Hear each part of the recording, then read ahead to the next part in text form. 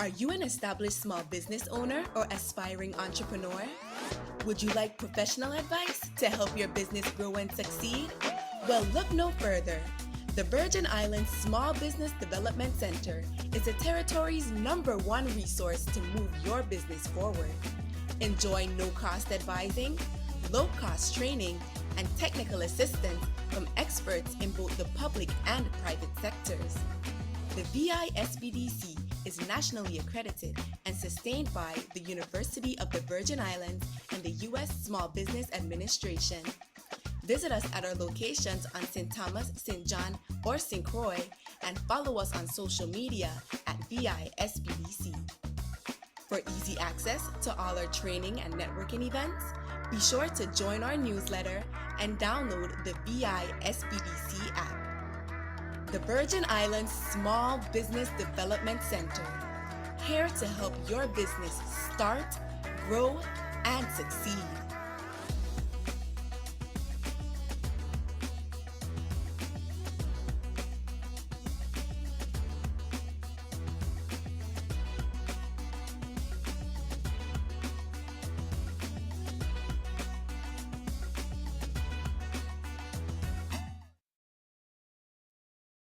Good morning, everyone, and welcome to the VI's SBDC's Webinar Tuesdays with the SBA. Today's webinar is entitled, Securing an SBA Loan for Your Business, How to Get Approved.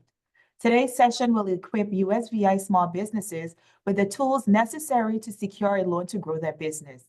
Participants will learn more about the SBA Guarantee Program and how lenders use it to make loans. They will also become familiar with the 5 C's of lending, and get acquainted with resources to help you find lenders and put together an effective application. Allow me to introduce today's lead presenter, SBA Senior Area Manager for the U.S. Virgin Islands, Wayne Huddleston. Here's a friendly reminder to put your questions in the chat, and they will be addressed by the presenting team either directly in the chat or later during our question and answer segment. A copy of the presentation will be attached to the post-survey email sent directly after this live event. We encourage you to take a few minutes after this training to fill out that survey and let us know how we are doing. So without further ado, Wayne, the floor is yours. All right. Good morning, everyone, and thank you, Sharika, for the introduction. I really appreciate the SBDC hosting these webinars.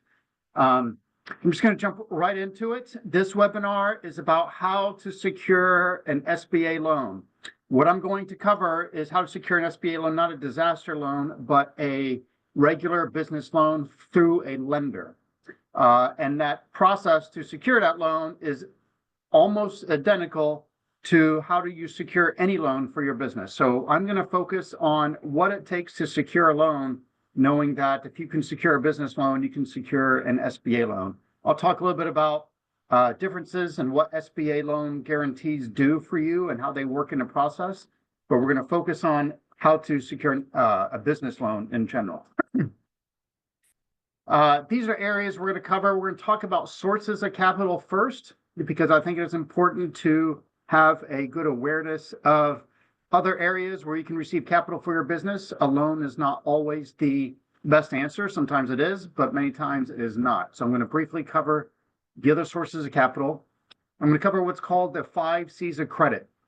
And this is a framework that every lender uses to evaluate a loan prospect. They look at these 5 C's differently, but they all look at them in some way. So it's very important to be familiar with them before you're walking into a bank or applying for a loan. I'm going to talk about government guaranteed lending, how SBA helps in that process. We're going to talk about technical service available. And then I'm going to leave plenty of time at the end to answer any questions you have about securing a loan. Before we get started, I like to play a short video that covers the different sources of capital for business owners, especially those that are in the startup stage, to give just a little insight as to where a lot of businesses and entrepreneurs get money for their businesses.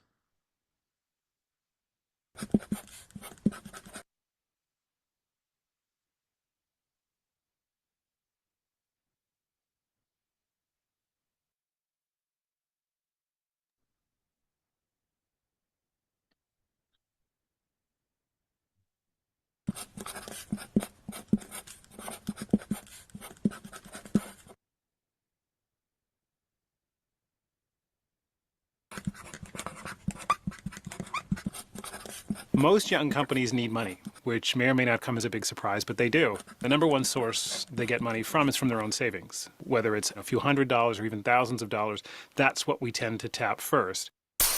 And a lot of companies don't get money from any other place. They get money from their own savings, and then after that, they're lucky enough to be cash flow positive. They're profitable. So we talk a lot as if all companies require all sorts of external capital, and the reality is that more than half of young companies get all their funding from a combination of founder savings and then cash flow from the business, and we're out of here. Next up on the list is another one that catches, I think, people by surprise, and that's credit cards. Almost every young company you can think of, to one degree or another, was funded on credit cards. And it is the single largest source of capital for young companies after founder savings. And then the next place where they tend to get money is from friends and family. After I've tapped out my credit card and I've used up all my savings, I turn to people I know and say, hey, will you help me? And that's the third biggest source of capital. And then the next place is banks.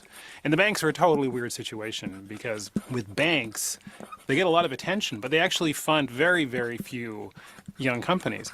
But it's not their fault. You have to think about the way bank lending works and how shareholders want banks to lend. They want them to lend money against secured assets. And young companies don't have any secured. They have nothing to secure it against. And the joke in the industry is you can get all the bank funding you want as a startup as long as you don't need it. And then the last piece is venture capitalists. They get the lion's share of the attention, which in some ways is warranted. You know, your Googles and Apples and FedExes and many others all have venture capital money inside of them. But the reality is, and this is from Kaufman Research, less than 20% of the fastest growing companies in the United States took any venture money. And that's not because the VCs wouldn't give it to them. It's because they didn't want it or didn't need it, because they had all those other sources. I don't need money, and I certainly don't need money on these terms. Because, venture capitalists, unlike banks, they don't lend against secured assets. They give you money in exchange for shares. So they take some of your company away. So my answer is, if you don't need it, definitely don't get it. There's no question the venture industry has become staid. The irony is it's intended to fund disruption, and yet it's an industry that had become complacent. And interestingly, over the last 5 or 6 years, we've seen the emergence of other mechanisms for funding, like AngelList, like these kinds of peer-to-peer funding sources, as people increasingly provide capital in smaller amounts, but more people doing it directly. Having said all of that, though, venture capitalists are hugely important for those young companies that don't have access to bank money, but are growth companies. They have the prospect of being a $5 million or a $10 million company in a couple of years, and they need that growth capital to get there quickly. So it's a race. And the way you play the race is by getting money from people like venture capitalists who give you the money so you can compete with other people who are racing as fast as you are. If you can run a company off cash flow and some combination of credit card, your own savings, and friends and family, Bob's your uncle. Run. Keep all the equity, because there's no better thing than being in full control of your own destiny. All right. Well, that's just a short video. There we go. Okay. This is a short video to cover the different sources of capital. It's really important to be aware of that before you go seeking a loan. A loan shouldn't necessarily be your first option. You don't want the first option to grow your business to go straight into debt. There are many other ways, such as personal funds, crowdsourcing, microloans, investors, venture capital, private equity, those things covered in the video. So it's important to be aware of those and cover a lot of those options before you walk into a lender. This is a graph that was also developed by the Kaufman Foundation through their research in studying small businesses, especially startups, and where they get their financing to grow. They found that over 90%, about 95% of all businesses at the startup stage got their initial financing through their personal savings, their credit, or friends and family before they went to any loan. It's very rare for a bank to provide a loan for a startup that has not existed before. It can happen, but it is rare in these at the startup phase for businesses. But a lot of that financing will come from other areas. Commonly, this is known as bootstrapping. It's just a way of finding ways through creativity, ingenuity, thriftiness, or by any means necessary to find the funds necessary to get your business started up. However, today we're going to cover loans.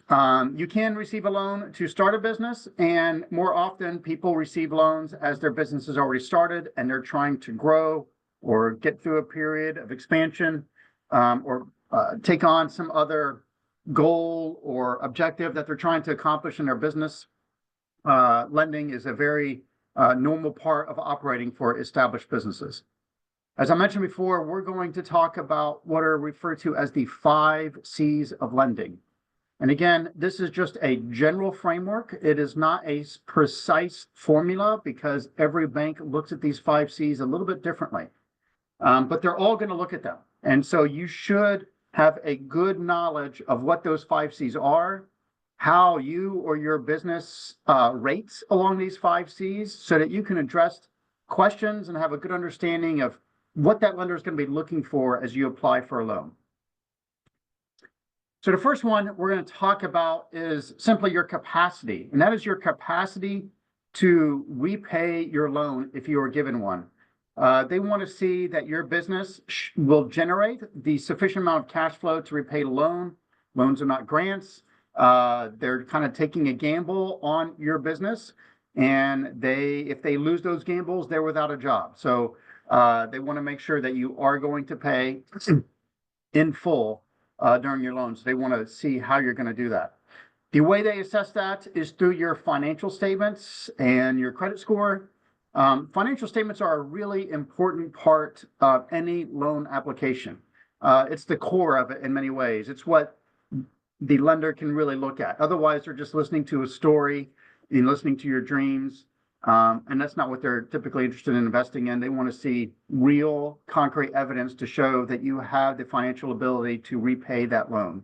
We're going to talk a little bit more about financial statements later on because that is an important aspect of any loan application. The other C is capital. We're going to talk about, or this is about the amount of money that you're investing in personally. Lenders are not interested in being the sole provider of money for your business. They want to see that you have some skin in the game, so to speak. And it varies on how much you should put in. But if you cannot put up at least 20%, then I would encourage you to perhaps pause on your loan application and consider how you can get that 20%. Some lenders want more, some want 30, 40, 50. The more you can put in, the less risk there is for a lender and the higher likelihood there is that you can get to a yes and a loan decision. But you're going to have to put in something.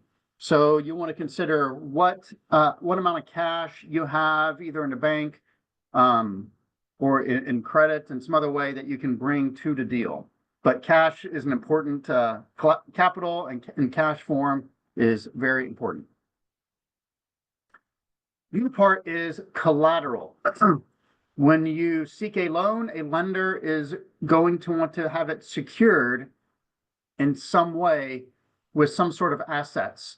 Lenders are typically not interested in having assets such as inventory. So for instance, if you are seeking a loan to build inventory for your business and you're a retail store, they're not interested in being in your business should the loan go bad or should your business go under.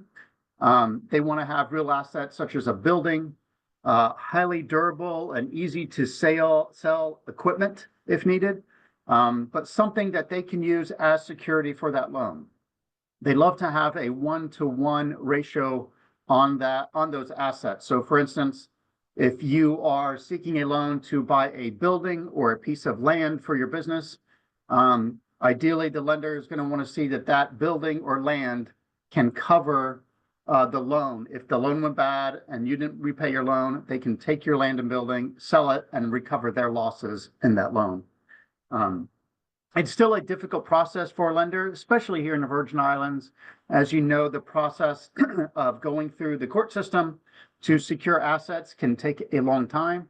So even when you have collateral, that alone by itself is not enough to get to a yes. You're still going to have to make sure that your loan application is strong in the other parts of the 5 C's as well. But collateral is an important piece that they're going to want to see how you're going to secure that loan with the collateral. Another one is conditions of the marketplace.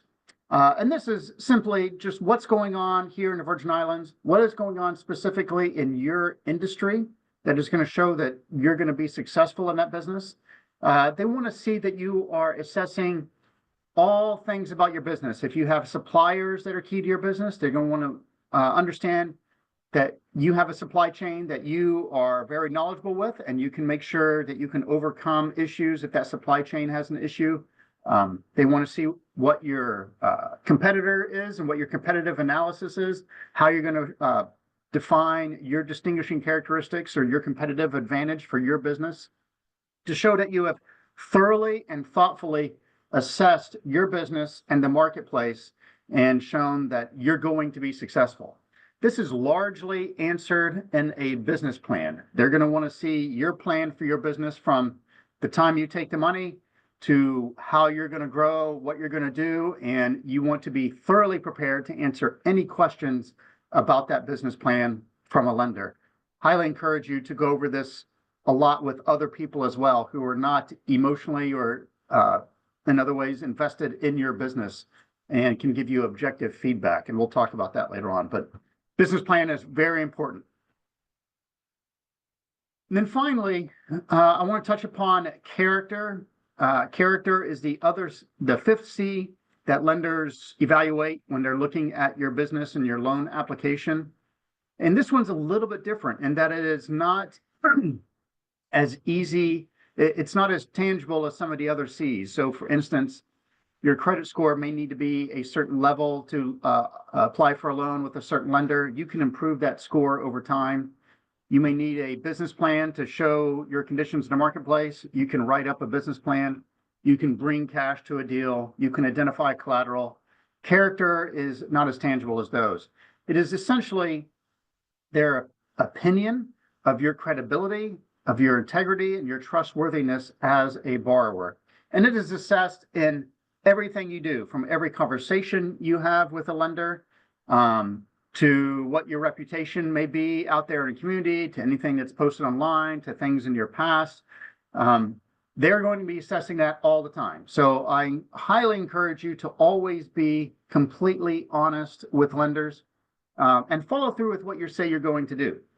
So for instance, if you say you're going to provide some financial statements or an application by a certain date, make sure you do it.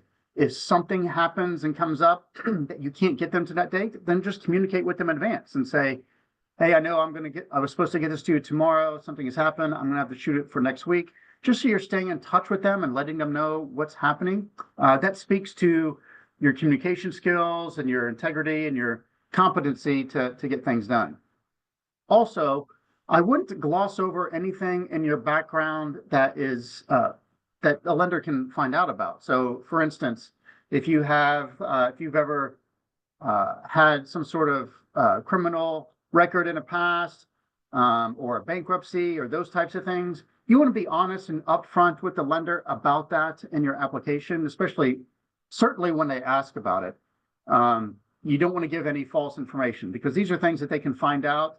Once they find out that you have either falsely represented information or purposely withheld information, that impacts your character assessment by them. So always be open, always be honest. Even if you think the information is negative, just be open and honest about it. I have seen many applicants in the past that had bankruptcies in their past, had other criminal issues in their past, other things, and were still able to get a loan.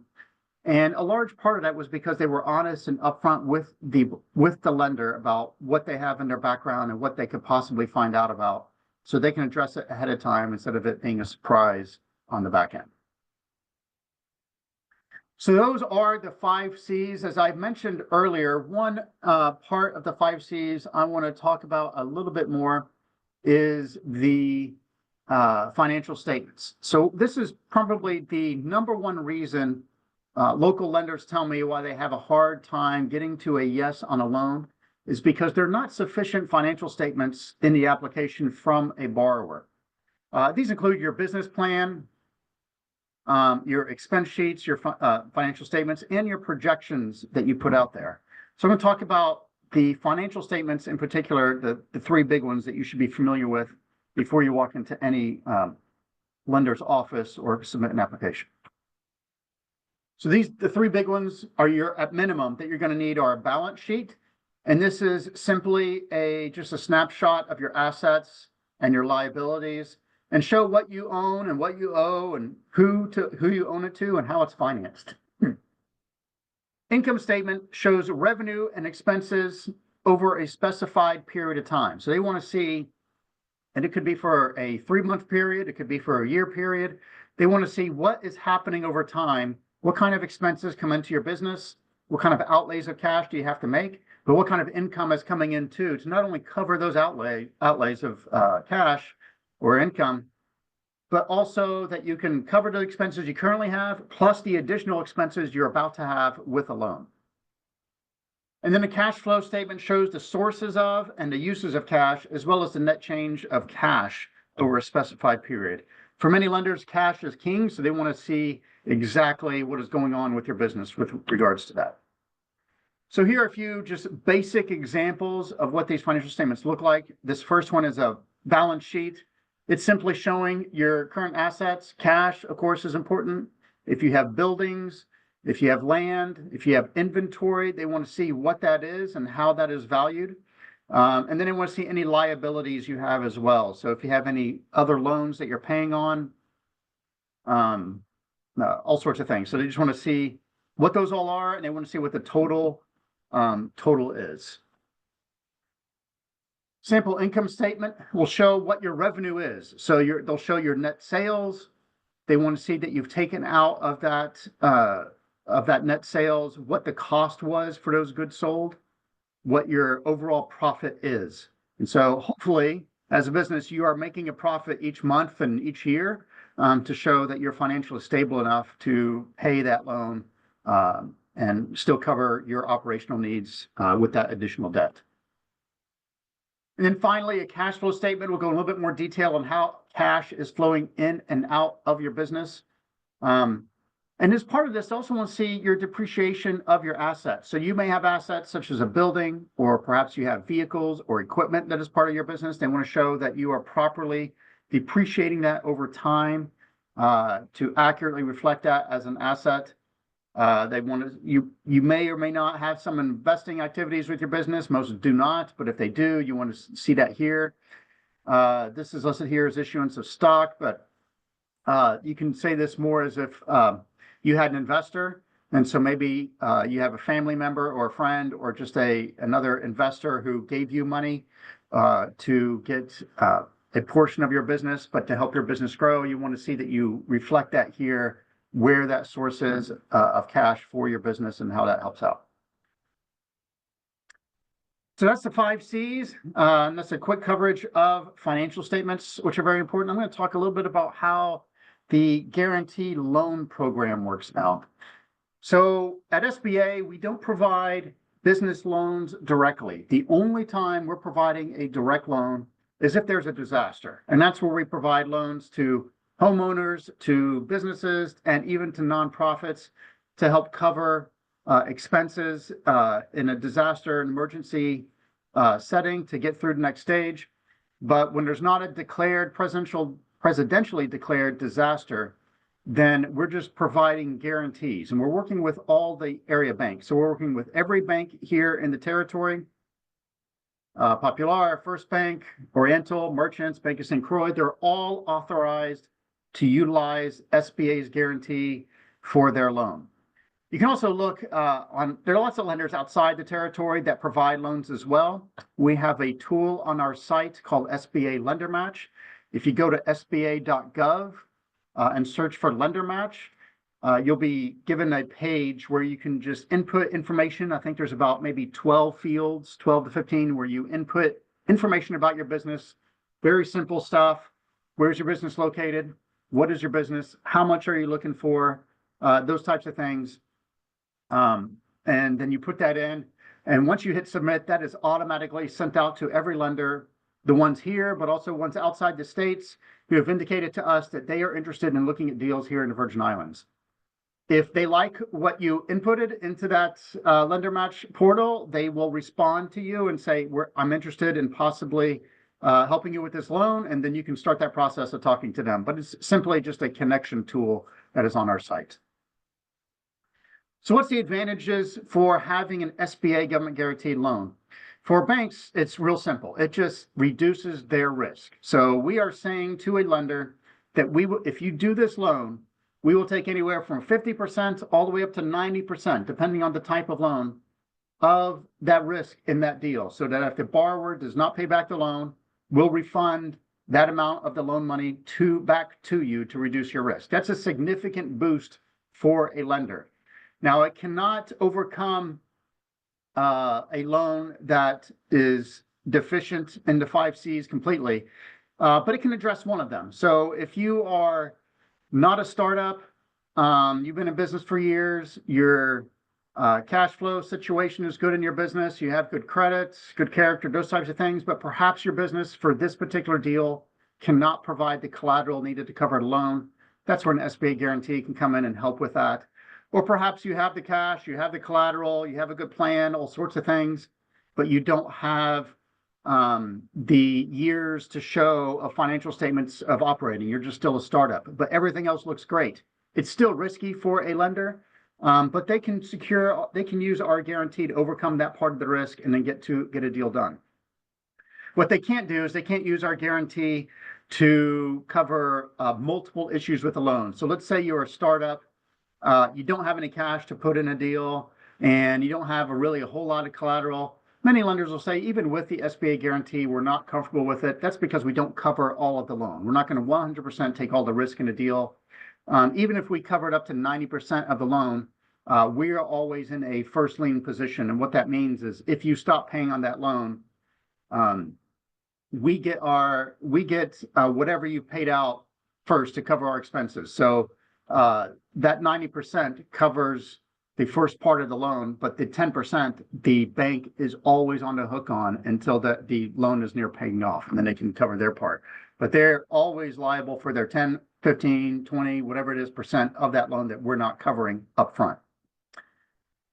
But it's still very important for them. It helps them get a little bit more flexible and to get to a yes on deals where otherwise they may not be able to, or at least provide it under good terms. For you, there are advantages because we have rules for lenders who are utilizing our guarantee.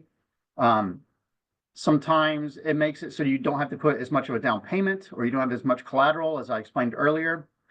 Your interest rates are going to be favorable.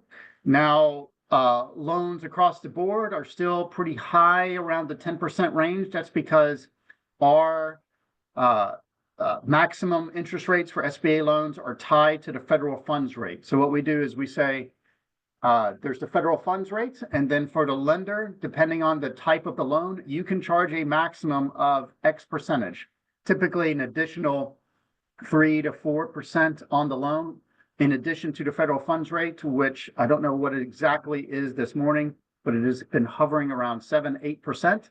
So you add that 3% or 4% to it, then you're over 10%.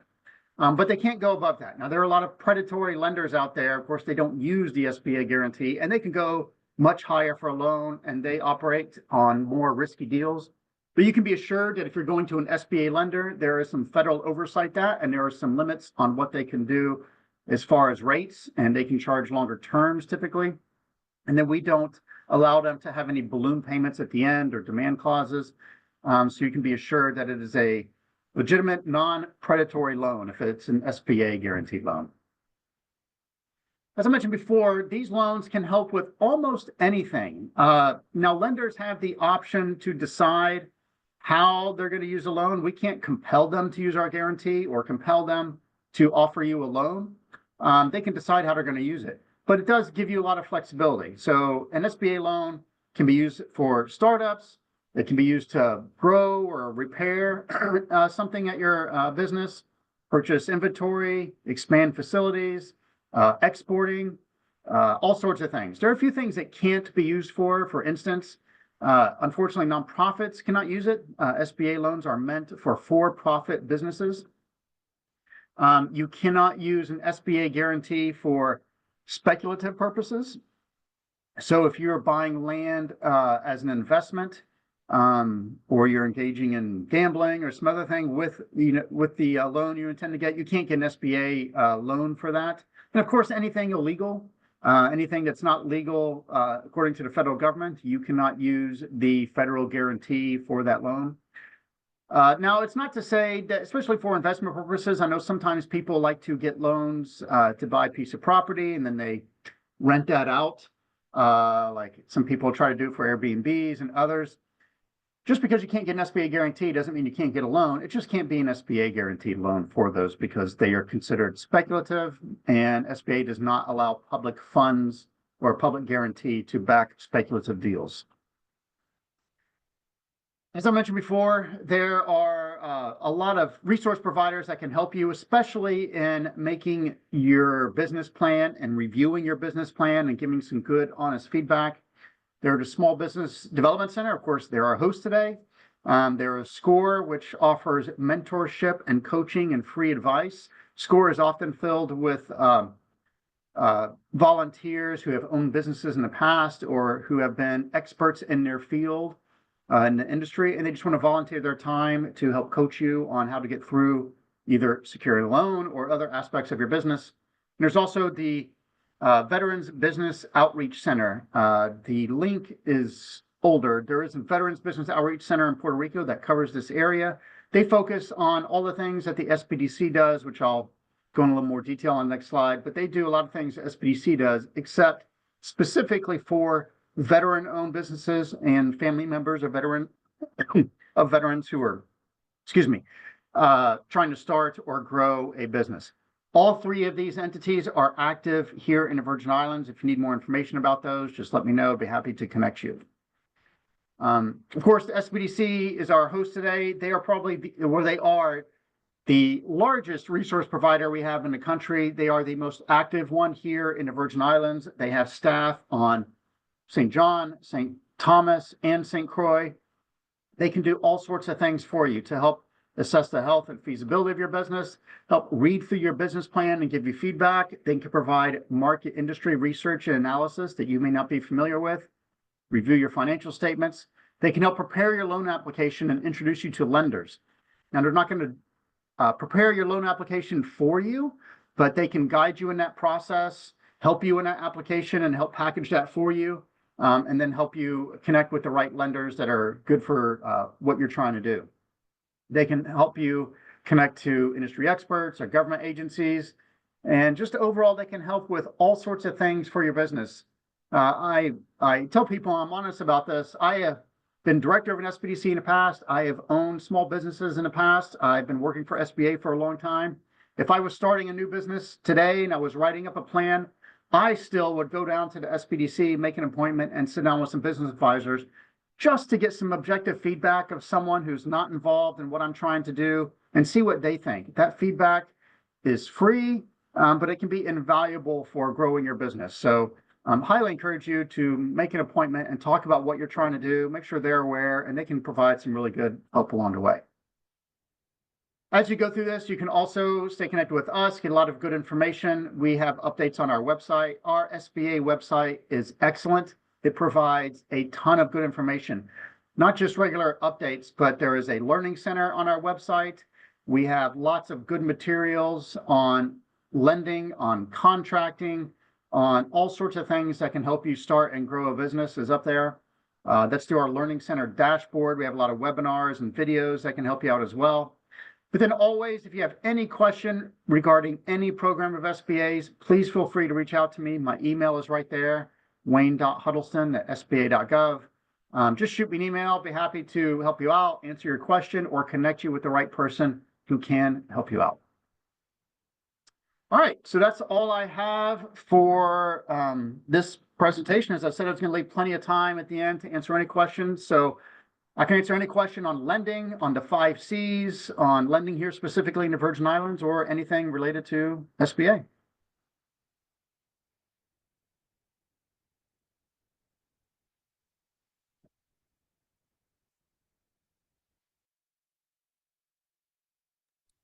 Okay, so if you have questions at this time, you can go ahead and raise your hand so we can have you unmute your mic and ask directly.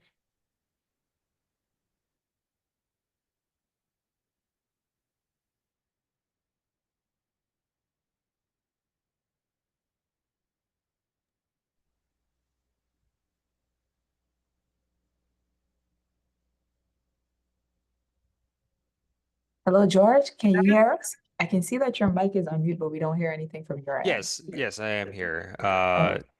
Hi there. Thank you for walking me through this. Yeah, I am not based in the Virgin Islands presently, but I'm interested in a business that could be operated there related to solar energy, and just wanted to find out, what sort of like, I guess, how banks might look on somebody who's not initially from there. I would set myself up there at least in the short term while getting the business off the ground. Is that something that like I'm assuming it's probably better to be like in the area at the very start of it, or like, kind of how would that be received, as somebody who's not presently based there? Yeah, a lot of it depends. So if you are seeking a loan, let's say, for instance, you have a loan that's going to be used for some equipment or collateral. If that collateral in the beginning is not going to be based here in the Virgin Islands, then that may give them a little bit of apprehension to do that. They do want to see that you are committed to being here, because it's much easier for them to have that relationship with you, to check in on how your business is doing if you're actually here and your assets and your base is here. Hmm. So as long as you're moving here and doing that, that's fine. If you don't have history here, that's okay. They're going to look at, if you have history at the business and the financial statements that really are, good anywhere. They just want to see what your background is. But if you're new here, that's really not that big a deal. The bigger deal is, are you going to be established here and living here, and are any assets or anything associated with your business going to be located here in the Virgin Islands? Sure, that makes sense. If Okay, thank you. you need help connecting with local lenders, I don't know if you've already connected with some. The SBDC is happy to help, or you can shoot me an email and I'll send you the contacts for local lenders, and you can start reaching out to them. Okay, great. Thank you. Sure.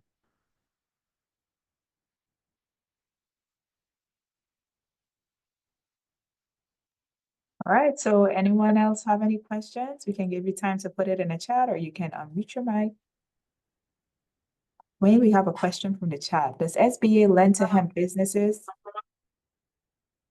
I don't think so. So I know that here we are considering legalizing marijuana and some other things. And I know in other states they have. But if it is illegal at the federal level, then the SBA cannot provide a guarantee for it.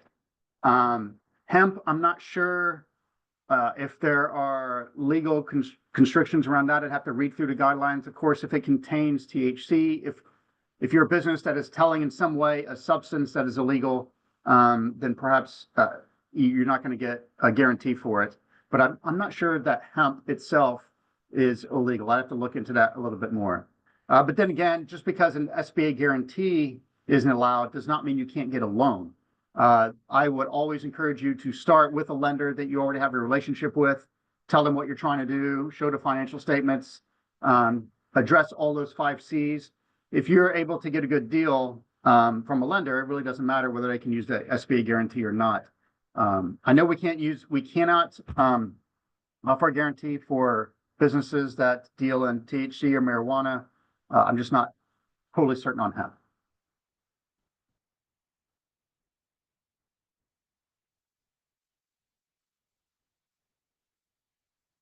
But a lender could find that out for you. So if you start the loan process, they will let you know immediately, and then they'll ask us, and we'll go directly to the regs and confirm it.